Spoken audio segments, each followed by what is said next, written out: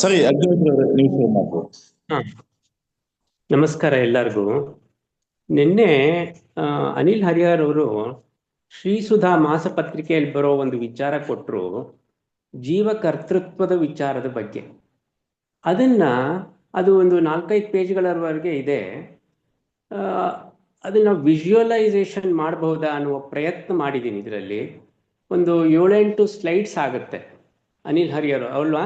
ಅನಿಲ್ ಹರಿಹರೇ, ಹೌದು. ಓಕೆ. ಅದನ್ನ ಶುರು ಮಾಡೋಕ್ಕಿಂತ ಮುಂಚೆ ಏನು ಹೇಳಕ್ಕೆ ಇಷ್ಟಪಡ್ತೀನಿ ಅಂತಂದ್ರೆ, ಭಗವಂತನ ಅನುಗ್ರಹಕ್ಕೆ ಜೀವನ ಜೀವ ಅಂತ ಕನ್ಸಿಡರ್ ಮಾಡಿದೀವಿ, ಪರಮಾತ್ಮನಿಂದ ಅತ್ಯಂತ ಭಿನ್ನ ಅವನು. 3 ಅಂಶಗಳು ಕಾರಣವಾಗ್ತವೆ. ಮೊದಲನೇದು ಆ ಜೀವನ ಯೋಗ್ಯತಾ ಅನ್ನೋದು, ಮತ್ತೆ ಜೀವನ್ಗೆ ಅನಾದಿಯಿಂದ ಬಂದಿರತಕ್ಕಂಥ ಕರ್ಮಗಳು, ಅನಾದಿ ಕರ್ಮ ಅಂತ ಏನು ಹೇಳ್ತೀವಿ, ಮತ್ತೆ ಈ ಜನ್ಮದಲ್ಲಿ ಅವನು ಮಾಡತಕ್ಕ ಪ್ರಯತ್ನಗಳು. ಈ 3 ಅಂಶಗಳು ಸೇರಿದಾಗ ಭಗವಂತನ ಅನುಗ್ರಹಕ್ಕೆ ಕಾರಣ ಆಗ್ತದೆ ಅಂತ ವೇದಾಂತದ ದೃಷ್ಟಿಯಲ್ಲಿ ಹೇಳಬಹುದು. ಇನ್ನು ಕಾರ್ಪೊರೇಟ್ ವರ್ಲ್ಡಲ್ಲಿ ಹೇಳೋದಾದರೆ, ಅವನು ಆ ಕಂಪನಿಯಲ್ಲಿ ಸಕ್ಸಸ್ ಆಗಬೇಕು ಅಂತಂದರೆ ಈ 3 ಅಂಶಗಳು ಕಾರಣ ಆಗ್ತವೆ ಅಂತ ತಿಳಿಬಹುದು. ಮುಖ್ಯ ಅಂಶ ಏನು ಹೇಳಕ್ಕೆ ಹೊರಟಿದೆ ಅಂತಂದರೆ, ಪಿಕ್ಚರ್ ತೋರಿಸ್ದಂಗೆ ಈ 3 ಅಂಶಗಳು ಜೀವನಿಗೆ ಅನಾದಿಯಿಂದ 2 ಅಂಶಗಳು ಅನಾದಿಯಿಂದ, ಮೂರನೇದು ಈ ಆ್ಯಕ್ಷನ್ ಅನ್ನೋದು ಮೂರನೇದು ಈ ಜನ್ಮದಲ್ಲಿ ಮಾಡೋದು. ಇವು 3 ಭಗವಂತನ ಒಂದು ಅಧೀನವಾಗಿರ್ತದೆ. ಆದ್ದರಿಂದ ಅದನ್ನ ಟ್ಯಾಗ್ ಅಲ್ಲಿ ತೋರಿಸಿದೆ ನೋಡಿ, ಭಗವಂತನ ಅಧೀನ, ಅವನ ಸ್ವಾತಂತ್ರ್ಯಕ್ಕೆ ಹೊಂದ್ಕೊಂಡಿರುತ್ತೆ, ಅವನು ಅದನ್ನು ಕಂಟ್ರೋಲ್ ಮಾಡ್ತಾನೆ ಅನ್ನುವ ವಿಚಾರವನ್ನ ಇವತ್ತು ಮಂಡಿಸ್ಲಿಕ್ಕೆ ನಾನು ಪ್ರಯತ್ನ ಮಾಡ್ತೇನೆ. ಇದನ್ನ ಶುರು ಮಾಡೋಕ್ಕಿಂತ ಮುಂಚೆ ಮೊದಲನೇ ಸ್ಲೈಡ್ ಕಳಿಸಿದ್ನಲ್ಲ ಅನಿಲ್ ಹರಿಹರ್ ಅವರೇ, ಅದನ್ನ ಹಾಕ್ತೀರಾ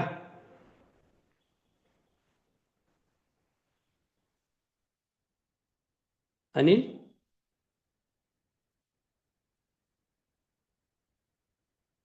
ಆನಂದ್ ತೀರ್ಥ ಅವ್ರು ಕೇಳಿಸ್ತಾ ಇದೆಯಾ ನಾ ಮಾತಾಡೋದು? ಎಸ್ ಎಸ್ ಎಸ್ ಕೇಳಿಸ್ತಾ ಇದೆ. ಓಕೆ, ನನ್ನ ವಿಷಯ ನಿರೂಪಣೆ, ವಿಷಯ ಏನು ಅಂತ ಗೊತ್ತಾಯ್ತಲ್ವಾ? ಗೊತ್ತಾಯ್ತು. ಭಗವಂತನ ಅನುಗ್ರಹಕ್ಕೆ ಈ 3 ಅಂಶಗಳು ಕಾರಣ ಆಗ್ತದೆ ಅಂತ ನಾನು ಅನಿಲ್ ಅವರ ಆರ್ಗೆ ನಾನು ಸ್ಲೈಡ್ಸ್ ಕೊಟ್ಟಿದ್ದೆ. ಮೊದಲನೇ ಸ್ಲೈಡ್ ಹಾಕ್ರಿ ಅನಿಲ್ ಅವರೇ. ಡೂ ಹೌದಾ? ನಥಿಂಗ್ ಅಂತ ಇದು ಹೇಳ್ತೀನಲ್ಲ, ಅಲ್ಲಿಂದ ಶುರು ಮಾಡಿ. ಹಾ, ಸರಿ ಸರಿ. ನಾನು ಕಳ್ಸಿದ್ನಲ್ಲ ಸ್ಲೈಡ್ಸು, ಅದೇ ಸೀಕ್ವೆನ್ಸ್ ಹಾ, ಪ್ರಕಾರ ಹೋದ್ರೆ ಸಾಕು. Let it go, it will flow ಸರಿ ಲಾಜಿಕಲಿ. ಸರಿ ಸರಿ.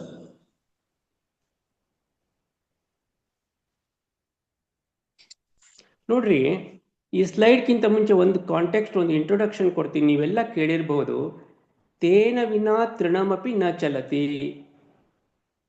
ಹಾಗೇನೆ ನರತೆ ತ್ವತ್ಕ್ರಿಯತೆ ಅಂತ ಕೇಳಿದ್ದೀರ. ಅಂದರೆ ಭಗವಂತನ ಒಂದು ಆಜ್ಞೆ ಇಲ್ಲದೆ ಹುಲ್ ಕಡ್ಡಿ ಕೂಡ ಅಳ್ಳಾಡೋದಿಲ್ಲ ಅಂತ ಇದೆ.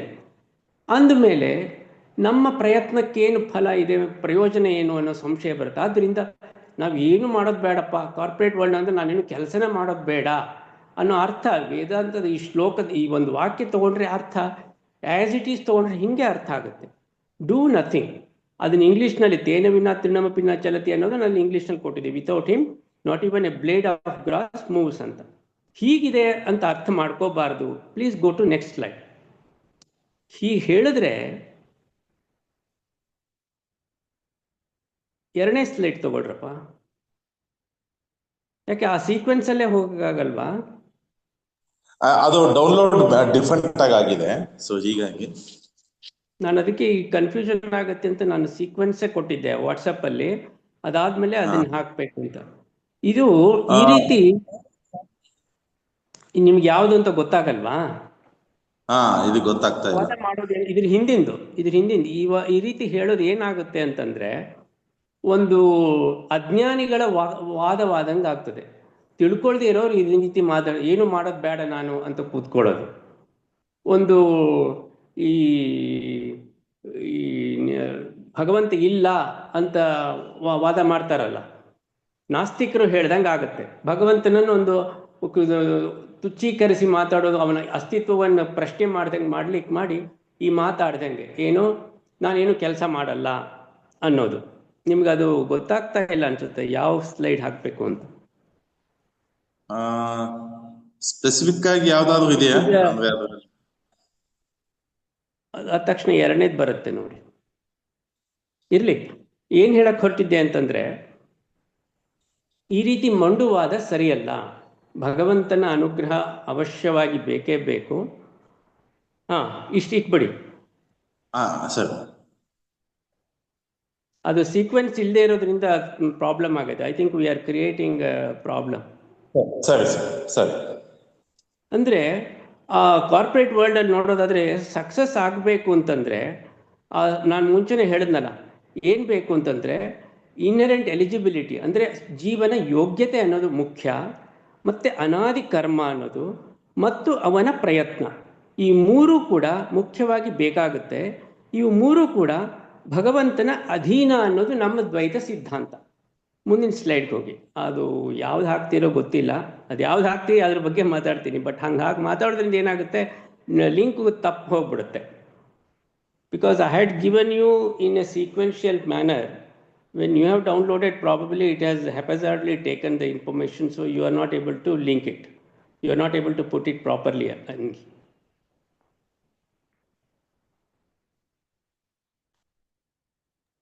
ಹೌದು, ಒಂದ್ ನಿಮಿಷ.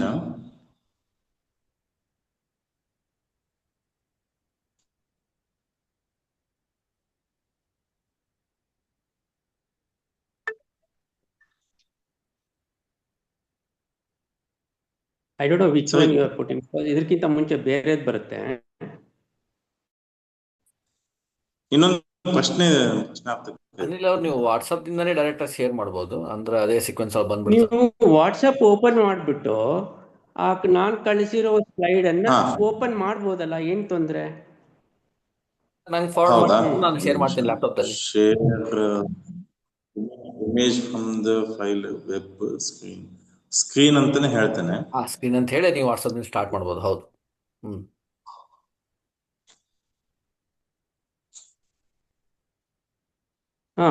You go to the previous one. Excellent. This is the best way.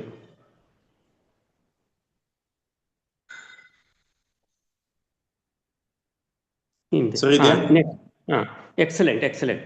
ನೋಡಿ, ನಾನು ಏನು ಹೇಳಕ್ ಹೊರಟಿದ್ದೆ, ಎರಡನೇ ಸ್ಲೈಡಿಗೆ ಬಂದಿದ್ದೀವಿ. ಈ ನಾಸ್ತಿಕರು ಈ ರೀತಿ ವಾದ ಮಾಡ್ತಾರೆ. ಅನಂತ್ ಇರ್ತವ್ರೆ, ನಾನು ಹೇಳಿದ ಅರ್ಥ ಆಗ್ತಾ ಇದೆಯಾ? ನಾನು ಏನು ಮಾಡೋದು ಬೇಡ, doing nothing, I will sit in the corporate ಅಂದ್ರೆ it is not going to work. ಇದು ನಾಸ್ತಿಕರ ವಾದ ಮತ್ತು ಅಜ್ಞಾನಿಗಳು ಮಾತನಾಡುವ ಒಂದು ಸಂಭಾಷಣೆ ಅಂತ ಆಗುತ್ತೆ. Please go to next one. Now it is going beautifully. ಈಗ ಕಾರ್ಪೊರೇಟ್ ವರ್ಲ್ಡ್ ಅಲ್ಲಿ ಸಕ್ಸಸ್ ಆಗಬೇಕು ಅಂದ್ರೆ, ಅಥವಾ ಭಗವಂತನ ಅನುಗ್ರಹ ಆಗಬೇಕು ಅಂತಂದ್ರೆ, 3 ಅಂಶಗಳನ್ನ ಇಲ್ಲಿ ತಿಳಿಸಿದೆ. ಒಂದು, ತಾನು ಮಾಡುವ ಕೆಲಸದ ಬಗ್ಗೆ ವಿಶ್ವಾಸ ಇರಬೇಕು. ಮತ್ತು ಎರಡನೇದು, ಭಗವಂತನ ಒಂದು ಅನುಗ್ರಹ ನನ್ನಲ್ಲಿ ಇದೆ ಅನ್ನುವ ಒಂದು ಅತ್ಯಂತ ವಿಶ್ವಾಸ, ದೃಢ ವಿಶ್ವಾಸ ಇರಬೇಕು. ಮತ್ತು ತನಗೆ ವಿಹಿತವಾದ ಸ್ವರ್ಣಾಶ್ರಮೋಚಿತವಾದ ಕಾರ್ಯಗಳನ್ನು ಮಾಡಬೇಕು. ಉದಾಹರಣೆಗೆ, ಮಾರ್ಕೆಟಿಂಗ್ ಹೆಡ್ ಆದವನು R&D ವರ್ಕ್ ಮಾಡಲಿಕ್ಕೆ ಆಗೋದಿಲ್ಲ. ಅವನಿಗೆ ವಹಿಸಿದ್ದೇನು ಕೆಲಸ? ಮಾರ್ಕೆಟಿಂಗ್ ಆ್ಯಕ್ಟಿವಿಟಿ ಮಾಡ್ತಿರ್ಬೇಕು. ಅವನಲ್ಲಿ ಶ್ರದ್ಧೆ, ಅವನಿಗೆ ವಿಶ್ವಾಸ ಇರಬೇಕು ತನ್ನ ಕೆಲಸದಲ್ಲಿ ಅಂತಂದರೆ, ತನ್ನ ಚೌಕಟ್ಟಿನಲ್ಲಿ ತಾನು ಕೆಲಸ ಮಾಡಬೇಕು. ತನಗೆ ಯಾವುದು ವಹಿಸಿರುತ್ತೋ ಅದರಲ್ಲಿ ಶ್ರದ್ಧೆಯಿಂದ ಕೆಲಸ ಮಾಡಬೇಕು. ಇವು 3 ಸೇರಿಕೊಂಡಾಗ ಕಾರ್ಪೊರೇಟಲ್ಲಿ ಸಕ್ಸಸ್ ಆಗ್ತಾನೆ. ಇವು 3 ಸೇರಿಕೊಂಡಾಗ ವೇದಾಂತದ ದೃಷ್ಟಿಯಲ್ಲಿ ನೋಡಿದಾಗ ಭಗವಂತನ ಅನುಗ್ರಹಕ್ಕೆ ಕಾರಣ ಆಗ್ತಾನೆ ಅನ್ನೋದು ಈ ಸ್ಲೈಡ್ ತೋರಿಸುತ್ತೆ. ನೆಕ್ಸ್ಟ್ ಸ್ಲೈಡ್ ಹೋಗಿ. Are you with me what I am trying to tell you? ಸರಿ ಇದೆ, ಕರೆಕ್ಟ್ ಆಗಿದೆ, ಒಂದು ಫ್ಲೋದಲ್ಲಿ. ಅನಿಲ್? ಹೌದು. ಓಕೆ. ಈಗ ಪ್ರಶ್ನೆ ಬರುತ್ತೆ, ಈ ನನಗೆ ಬರತಕ್ಕಂಥ ರಿಸಲ್ಟ್, ಈ ವರ್ಷ ನನಗೆ ಪರ್ಫಾರ್ಮೆನ್ಸ್ ಬಂದಿರೋದ್ರಿಂದ ನನಗೆ ಪ್ರಮೋಷನ್ ಅಂದ್ರೆ, ನಾನು ಈ ಲೈಫಲ್ಲಿ ಈ ಕಾರ್ಪೊರೇಟ್ ವರ್ಲ್ಡ್ ಸಕ್ಸಸ್ ಆಗಬೇಕು ಅಂತಂದ್ರೆ 3 ಪ್ರಮುಖ ಅಂಶಗಳ್ಯಾವು ಅನ್ನೋ ಪ್ರಶ್ನೆ ನ್ಯಾಚುರಲಿ ಉದ್ಭವ ಆಗುತ್ತೆ. Next slide please. So success ಇಲ್ಲ, ನೆಕ್ಸ್ಟ್ ಸ್ಲೈಡ್ಗೆ ಹೋಗಿ. ಇದಾಯ್ತಾಗಲೇ. ಸಕ್ಸಸ್ ಆಗಬೇಕು ಅಂತಂದ್ರೆ, ಇದನ್ನಾಗಲೇ ಹೇಳಿದ್ದಾರೆ ಸ್ಲೈಡ್, ಅದನ್ನ ಒಂದು ಹಿಂದೆ ಮುಂದೆ ಆಗಿತ್ತು, ಹಿಂಗಾಗಿ ಆಯಿತು, ಇಟ್ ಈಸ್ ರಿಪೀಟಿಂಗ್.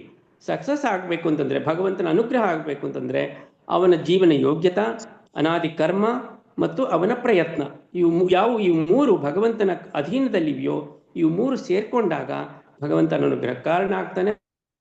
ಕಾರ್ಪೊರೇಟ್ ವರ್ಲ್ಡಲ್ಲಿ ನೋಡೋದಾದರೆ ಅವನು ಆ ವರ್ಷದಲ್ಲಿ ಸಕ್ಸಸ್ ಆಗ್ತಾನೆ ಪರ್ಫಾರ್ಮೆನ್ಸ್ ಪ್ಯಾರಾಮೀಟರ್ಸಿಂದ ಅಂತ ಆಗುತ್ತೆ. Please go to next slide Anil.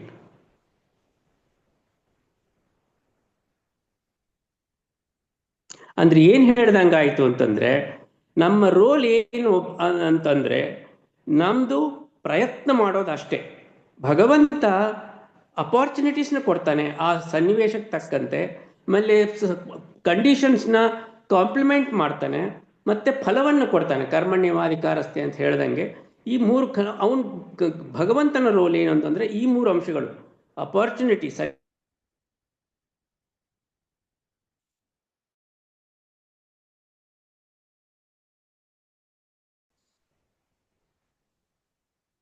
Okay, this is the supreme and the ultimate decision maker ಅನ್ನೋದು ಈ ಸ್ಲೈಡ್ ಇಂದ ತೋರಿಸಲ್ಪಡ್ತದೆ.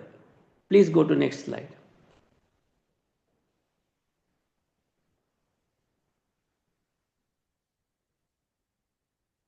ಗೋ ಟು ನೆಕ್ಸ್ಟ್ ಸ್ಲೈಡ್. ಅಂದಮೇಲೆ ಹಿಂಗೆ ಹೇಳಿದ್ಮೇಲೆ ಒಂದು ಪ್ರಶ್ನೆ ಬರುತ್ತೆ, ಯಾವುದು? ಅವನ ಯೋಗ್ಯತಾ, ಜೀವನ ಯೋಗ್ಯತಾ ಅನ್ನೋದು ಎಲ್ಲರಲ್ಲೂ ಒಂದೇ ಥರ ಇರುತ್ತೋ ಅಥವಾ ಬೇರೆ ಬೇರೆ ಆಗಿರುತ್ತೋ ಅನ್ನೋ ಪ್ರಶ್ನೆ ಬರುತ್ತೆ. ಯಾಕಂತಂದರೆ ವೇರಿಯಬಿಲಿಟಿನ ನಾವು ಇವಾಗ ತೆಗೆದುಹಾಕಕ್ಕೆ ನೋಡ್ತಾ ಇದ್ದೀವಿ. ಜೀವನ ಯೋಗ್ಯತಾ ಅಂತ ಹೇಳಿಬಿಟ್ವಿ. ಈ ಯೋಗ್ಯತೆ ಎಲ್ಲರಲ್ಲೂ ಸಾಮಾನ್ಯ ಒಂದೇ ಥರ ಇರುತ್ತಾ ಅನ್ನೋದು ಒಂದು ಪ್ರಶ್ನೆ.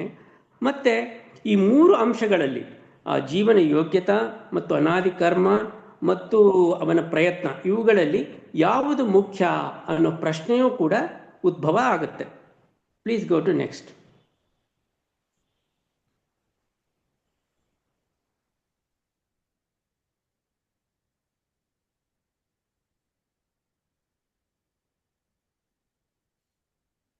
ಸರಿ. ಏನ್ ಹೇಳ್ತೀವಿ ನಮ್ಮ ಸಿದ್ಧಾಂತದ ಪ್ರಕಾರ ಏನು ಅಂತಂದ್ರೆ, ಈ ಜೀವನ ಯೋಗ್ಯತಾ ಅನ್ನೋದು ಪ್ರತಿಯೊಬ್ಬರಿಗೂ ಬೇರೆ ಬೇರೆ ಆಗಿರುತ್ತೆ. ಒಂದು ಸಣ್ಣ ಹುಳುದಿಂದ ಹಿಡಿದು ಬ್ರಹ್ಮದೇವರ ತನಕ ಹೆಚ್ಚೆಚ್ಚು ಹಾಕೋತಾ ಹೋಗುತ್ತೆ ಜೀವನ ಯೋಗ್ಯತಾ ಅನ್ನೋದು. ಇದು ನಮ್ಮ ಸಿದ್ಧಾಂತ. ಬೇರೆಯವರು ಬೇರೆ ಬೇರೆ ಇರ್ಬೋದು. ನಮ್ಮಲ್ಲಿ ಸ್ಪಷ್ಟವಾಗಿ ನಿರ್ಧಾರಿತವಾಗಿರತಕ್ಕ ಅಂಶ ಏನಂತಂದ್ರೆ, ಆ ಯೋಗ್ಯತಾ ಅನ್ನೋದು ಅವನ ಜೀವನಿಗೆ ಸಂಬಂಧಪಟ್ಟಿದ್ದು, ಅದು ಬೇರೆ ಬೇರೆ ಆಗಿರುತ್ತೆ. ಇನ್ನು ಈ ಮೂರು ಅಂಶಗಳಲ್ಲಿ ಪ್ರಧಾನವಾಗಿ ಏನಪ್ಪಾ ಅಂತಂದ್ರೆ ಜೀವನ ಯೋಗ್ಯತಾ ಅನ್ನೋದು ಮುಖ್ಯವಾಗಿರ್ತದೆ. ಮತ್ತೆ ಆ ಯೋಗ್ಯತೆಯನ್ನು ಅನುಸರಿಸಿ ಕರ್ಮಗಳು ಮಾಡಲ್ಪಡುತ್ತದೆ, ಅನಾದಿ ಕರ್ಮಗಳು ಮಾಡಲ್ಪಡುತ್ತದೆ ಅನ್ನೋದು ಎರಡನೇದು. ಆ ಅನಾದಿ ಕರ್ಮಗಳು ಏನ್ ಮಾಡ್ತದೆ? ಈಗಿನ ಪ್ರಯತ್ನಕ್ಕೆ ಕಾರಣವಾಗ್ತದೆ. ಅಂತಂದ್ರೆ ಏನ್ ಹೇಳ್ದಂಗಾಯ್ತು? ಪ್ರಯತ್ನಕ್ಕೆ ಕಾರಣ ಅನಾದಿ ಕರ್ಮಗಳು, ಅನಾದಿ ಕರ್ಮಕ್ಕೆ ಕಾರಣ ಜೀವನ ಯೋಗ್ಯತಾ ಅನ್ನೋದಾಯ್ತು. ಅಂದ್ರೆ ಕಾಸ್ ಅಂಡ್ ಎಫೆಕ್ಟ್ ನೋಡ್ತಾ ಹೋದ್ರೆ ಆ ಎಫೆಕ್ಟ್ಗೆ ಹಿಂದಿಂದು ಕಾರಣವಾಗ್ತಾ ಹೋಗುತ್ತದೆ. ಅಂದ್ರೆ ಪ್ರಧಾನವಾದ ಅಂಶ ಏನಾಯ್ತು? ಜೀವನ ಯೋಗ್ಯತಾ ಅನ್ನೋದು ಪ್ರಧಾನ ಅಂಶವು ಇಲ್ಲಿ ನಿರ್ಣಯವಾಗಿ ತಿಳಿಸಲ್ಪಡುತ್ತದೆ. ನೆಕ್ಸ್ಟ್ ಸ್ಲೈಡ್ ಹೋಗಿ.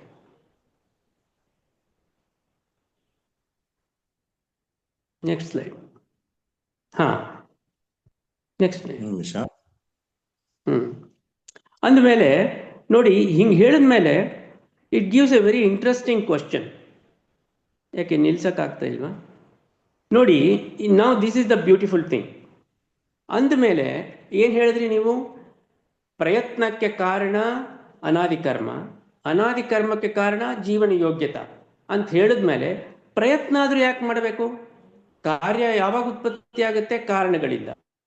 ಕಾರಣಗಳು ಏನಂತ ಹೇಳ್ದಾಯ್ತು? ಅವನ ಯೋಗ್ಯತಾ ಮತ್ತು ಅನಾದಿ ಕರ್ಮಗಳು ಇದ್ದ ಮೇಲೆ ಜೀವನ ಪ್ರಯತ್ನ, ವೈ ಜೀವಾಸ್ ಎಫರ್ಟ್ ಈಸ್ ರಿಕ್ವೈರ್ಡ್ ಅನ್ನೋ ಫಂಡಮೆಂಟಲ್ ಕ್ವಶನ್ ಆಗುತ್ತೆ. ನಾನು ಅಂದಮೇಲೆ ಮೊದಲನೇ ಸ್ಲೈಡ್ ಲಿಂಕು, ನಾನು ಪ್ರಯತ್ನ ಮಾಡೋದೇ ಇಲ್ಲಪ್ಪ ಅಂತ ಕುಳಿತುಕೊಳ್ಳುವ ಸಾಧ್ಯತೆಗಳು ಇರುತ್ತವೆ. ಯಾಕಂದ್ರೆ ನಾವೇ ಹೇಳಿದ್ವಿ, ಒಂದೊಂದಕ್ಕೆ ಕಾರಣಗಳು ಮುಂದಾಗಿರೋ ಕಾರ್ಯಕ್ಕೆ ಕಾರಣ ಆಗ್ತವೆ ಅಂತ ಹೇಳ್ದ ಅಂತ ಪ್ರಶ್ನೆ ಸಹಜವಾಗಿ ಉದ್ಭವ ಆಗ್ತದೆ. ಅನಿಲ್ ಅವರೇ, ನೆಕ್ಸ್ಟ್ ಸ್ಲೈಡ್ ಹೋಗಿ.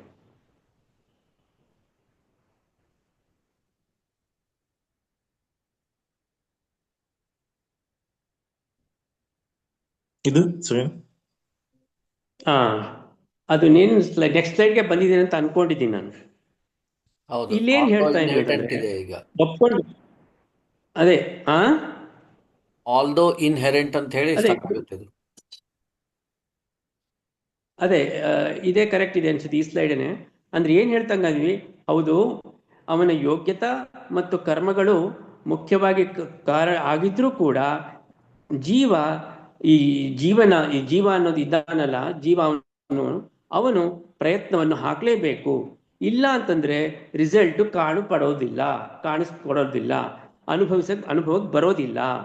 ನೆಕ್ಸ್ಟ್ ಸ್ಲೈಡ್ ಹೋಗಿ.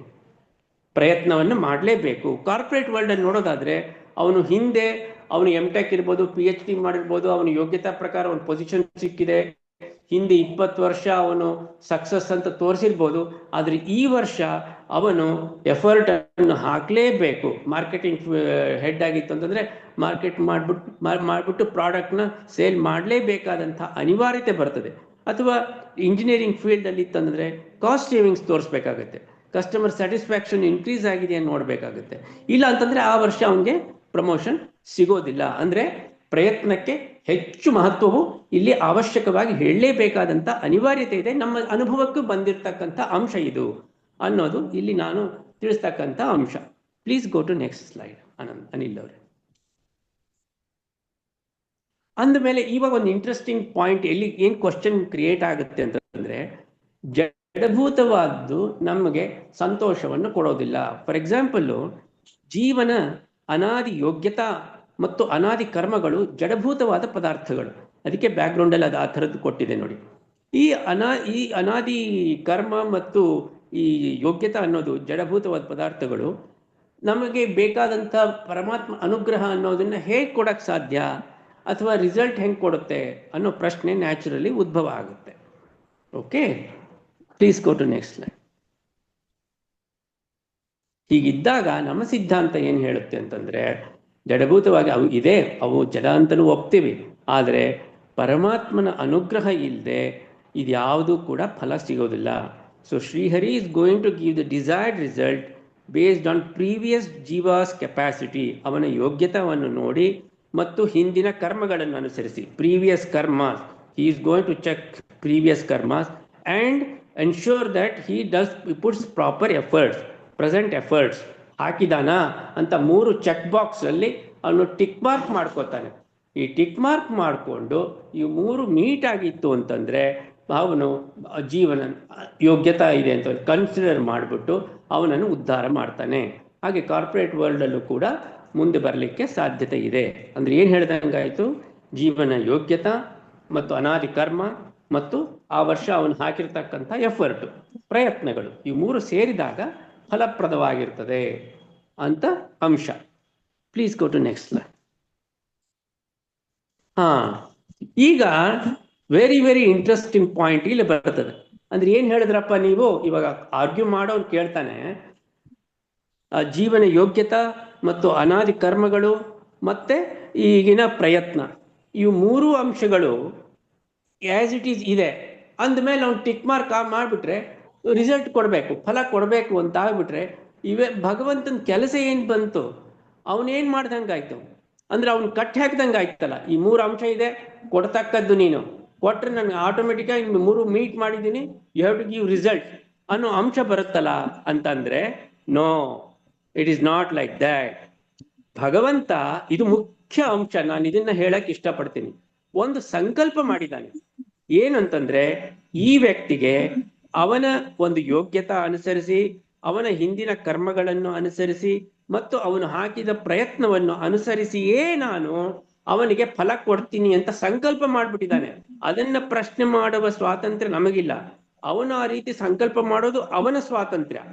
ಇದು ಮುಖ್ಯ ಅಂಶ ನಮ್ಮ ದ್ವೈತ ಸಿದ್ಧಾಂತದಲ್ಲಿರೋದು. ಅದನ್ನ ಅವನು ಡಿಸೈಡ್ ಮಾಡಿರೋದ್ರಿಂದ, ಅವನು ಸ್ವತಂತ್ರನಾಗಿರೋದ್ರಿಂದ ಅವನಿಗೆ ಅಧಿಕಾರ ಉಂಟು. ನಾವು ಅಸ್ವತಂತ್ರರು, ನಾವು ಈ ರೀತಿ ಸಂಕಲ್ಪ ಮಾಡ್ಲಿಕ್ಕೆ ಸಾಧ್ಯ ಇಲ್ಲ. ಏನು, ನಾ ಮಾಡ್ಬಿಟ್ಟಿದ್ದೀನಿ ಕೊಡು ಅಂತ ಹೇಳಲಿಕ್ಕೆ ಸಾಧ್ಯ ಇಲ್ಲ. ನಾವು ಅಸ್ವತಂತ್ರರು, ಅವನು ಸ್ವತಂತ್ರ. ಅವನು ಈ ರೀತಿ ಡಿಸಿಷನ್ ತಗೊಂಡಿರೋದ್ರಿಂದ ಅದನ್ನ ಸತ್ಯ ಸಂಕಲ್ಪ, ಅದನ್ನ ಅವನು ನಡೆಸ್ಕೊಂಡು ಹೋಗ್ತಾನೆ. ಆ ಸಾಮರ್ಥ್ಯ ಅವನಿಗಿದೆ. He is capable of doing it. Hence it is not that he is held up going tied up with these 3 factors alone. ಅವನ ಸ್ವಾತಂತ್ರ್ಯ ಬೇಕು ಅಂತಂದ್ರೆ ಈ ಜೀವನ ಇಲ್ಲ ಅಂತನೂ ಮಾಡ್ಬೋದು, ಅನಾದಿ ಕರ್ಮಗಳನ್ನೆಲ್ಲ ಹೊಡೆದಾಕ್ಬೋದು. ಅವ್ನು ಮಾಡಲ್ಲ. ಯಾಕಂದ್ರೆ ಅವ್ನ ಸಂಕಲ್ಪ ಏನು, ಈ 3 ಅಂಶಗಳು ಇದೆಯಾ, ನಾ ಚೆಕ್ ಮಾಡ್ತೀನಿ, ಇದೆಯಾ ನಾ ಕೊಡ್ತೀನಿ ಅನ್ನೋ ಅಂಶ ಇದೆ. ಇದು ತುಂಬಾ ಇಂಟ್ರೆಸ್ಟಿಂಗ್ ಅಂಡ್ ಇಂಪಾರ್ಟೆಂಟ್ ಥಿಂಗ್. ನಮ್ಮ ದ್ವೈತ ಸಿದ್ಧಾಂತದಲ್ಲಿ ಭಗವಂತನ ಅಸ್ತಿತ್ವವನ್ನು ನಾವು ಈ ರೀತಿಯಾಗಿ ಸಮರ್ಥನೆ ಮಾಡಿ ಅವನ ಸ್ವಾತಂತ್ರ್ಯವನ್ನು ಕೂಡ ಈ ರೀತಿ ನಾವು ಸಮರ್ಥಿಸ್ತೇವೆ. Please go to next. ಅಂದ್ರೆ ಏನ್ ಹೇಳ್ದಂಗಾಯ್ತು ಅಂತಂದ್ರೆ, ಜೀವ ತನಗೆ ವಹಿಸಿದ ಸ್ವರ್ಣಾಶ್ರಮೋಚಿತವಾದ ಕರ್ಮಗಳನ್ನ ಇದು ನನ್ನ ಧರ್ಮ ಅಂತ ತಿಳಿಬೇಕು. ತಿಳಿದು ಭಕ್ತಿಯಿಂದ ಕಂಪ್ಲೀಟ್ ಸರೆಂಡರ್ ಆಗಿ ವಿತ್ ಕಂಪ್ಲೀಟ್ ಡಿವೋಷನ್ ಅದು ತನ್ನ ಧರ್ಮವನ್ನ ಕರ್ತವ್ಯ ಅಂತ ತಿಳಿದು ಮಾಡಬೇಕು. ಆಗ ಭಗವಂತನ ಅನುಗ್ರಹಕ್ಕೆ ಅವನು ಕಾರಣನಾಗ್ತಾನೆ ಅನ್ನೋ ಅಂಶ ಸಿದ್ಧವಾಗ್ತದೆ. Please go to next slide.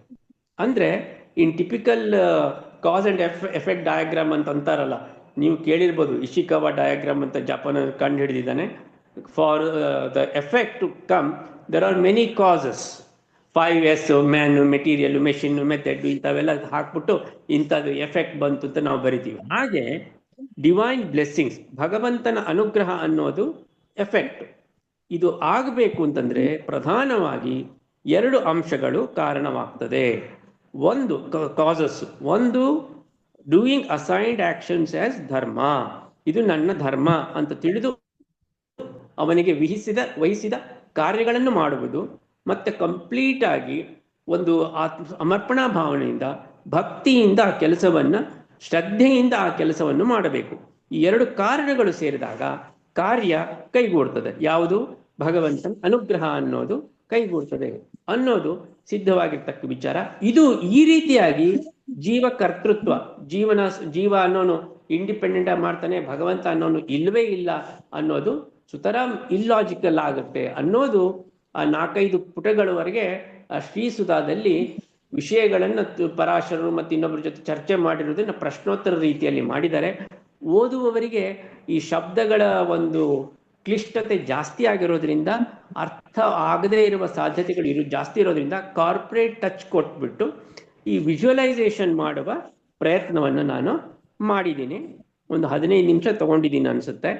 So thanks Anil for your nice running through the slides, and I have made a sense in trying to explain the ultimate first page what we have put, andre I please put that previous one, inherent yogyata, eligibility and inherent eligibility and beginningless karma, anadi karma mattu present efforts, action anta bardidaare. We have to use the word efforts. These three things are part of the jiva which are coming from time immemorial, which are under the control of God, which are, if they are put in proper place with present efforts, he is going to get the success in corporate world. ಈ ವೇದಾಂತದ ದೃಷ್ಟಿಯಲ್ಲಿ ಹೇಳೋದಾದ್ರೆ ಭಗವಂತನ ಅನುಗ್ರಹಕ್ಕೆ ಕಾರಣನಾಗ್ತಾನೆ. ಮೋಕ್ಷ ಅನ್ನೋದು ಕಟ್ಟಿಟ್ಟ ಬುದ್ಧಿ ಅನ್ನೋ ಅಂಶವನ್ನು ತಿಳ್ಕೊಂಡು ಜೀವಕರ್ತೃತ್ವವಾದವನ್ನ ಮಂಡಿಸಿದ್ದಾರೆ ಅನ್ನೋ ವಿಚಾರವನ್ನು ನಾನು ಹೇಳ್ತಾ ಇದ್ದೇನೆ. Shrikrishna ಅರ್ಪಣಮಸ್ತು. I think my presentation is over. Thanks, Agnetha sir. So by looking at the last slide where where you are concluding, right? So as on today, as on now, at this moment, my effort should be in the direction of ವರ್ಣಾಶ್ರಮ ವಿಹಿತವಾದಂತಹ ಧರ್ಮ. ಇದನ್ನ ಈ concept ಅನ್ನ ಇಟ್ಟು I should put efforts or I should put get into the action. ಅದಕ್ಕೆ ನಾನು ವರ್ಣಾಶ್ರಮ ಅಂತಂದಾಗ corporate touching ಕೊಡ್ಬೇಕಂತಂದ್ರೆ ಯೂಶಲಿ ಕಾನ್ಫ್ಲಿಕ್ಟ್ಸ್ ಬಂದಿದೆ, ನಮ್ಮ ಕಂಪನಿಯಲ್ಲಿ ನೋಡಿದೀವಿ. ಮಾರ್ಕೆಟಿಂಗ್ ನೋನು R&D ಬಗ್ಗೆ, ಇನೋವೇಷನ್ ಬಗ್ಗೆ ಮಾತಾಡಕ್ ಹೋಗ್ತಾರೆ. ಆ ತರ ಮಾಡಬಾರ್ದು. Your role is given to play in the defined areas, marketing only. So what I can think of today, as on today, the mass or the population or the youngsters or the kids, where they are not able to get the right result. Even I am saying, if the jiva is a kid, even if it's a kid, and if it's a tamsi jiva, and if it has to get a proper results, proper very bad results, what it should get as a tamsi, or a sattvic jiva as a kid, if it has to get a very proper good results, right?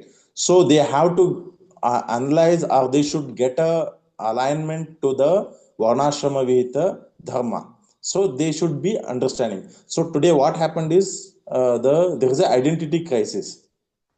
So because of the Varna Sankara, so even the bad people are in a very good platforms, and they are doing good things, and they are getting the results, good results, and the good people are doing some bad things, and they are getting the bad results, and this is creating a chaos in the overall in the system.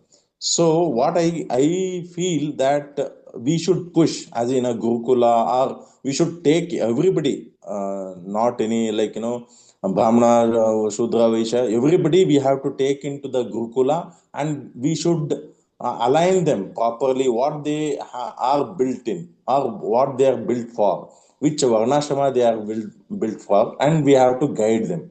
Then all these things, if they are in right directions in their actions and today, so it may clean up the previous karma. So that then if it is if it is not cleaned up properly also, okay, yeah, even though repeated effort, then they can able to understand what they are, whether they are tamsis, rajas, or sattvic, and whether they are in right direction also. So this is a like repetitive actions they can take it. But the as on today, the society needs